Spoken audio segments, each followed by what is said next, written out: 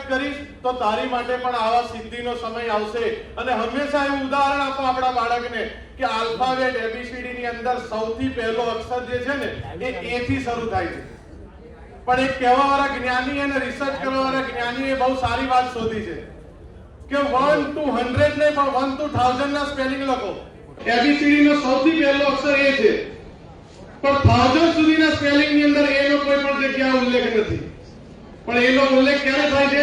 1000 નો spelling લખવાની શરૂઆત થાય છે ને ત્યારે એનો ઉલ્લેખ થાય છે। એટલે એ સંયમ રાખ્યો તો 1 2 3 4 નહીં પણ સૌથી મોટી વેલ્યુ 1000 પર સન્માનિત કરવામાં આવે। એટલે ઘણી વખત એવું થાય કે શરૂઆતના દિવસોમાં 10 12 ની અંદર આપણું બાળક નબળું હોય પણ આપણા બાળકને જો આપણે પ્રોત્સાહન આપીશું, સાચી દિશાની અંદર એને મહેનત કરવાની તક આપીશું, સાથ સહકાર અને હૂંફ આપીશું તો ઇન્શાઅલ્લાહ આપણું નબળું બાળક પણ ઇન્શાઅલ્લાહ આ સ્ટેજ પરથી સન્માનિત કરવામાં આવશે। આપ દરેકથી આજે ગુજારિશ કરું છું કે જે રીતે ઇમરાનભાઈ ખેડાવાલા સાહેબે પોતાની સ્પીચની અંદર કહ્યું કે હવે આના વગર કોઈ વિકલ્પ નથી તો આપણે બીજો વિકલ્પ શોધવાની પણ જરૂર નથી। સારામાં સારી આપણા બાળકને દીનની તાલીમ આપો અને સારામાં સારી આપણા બાળકને દુનિયાની તાલીમ આપો।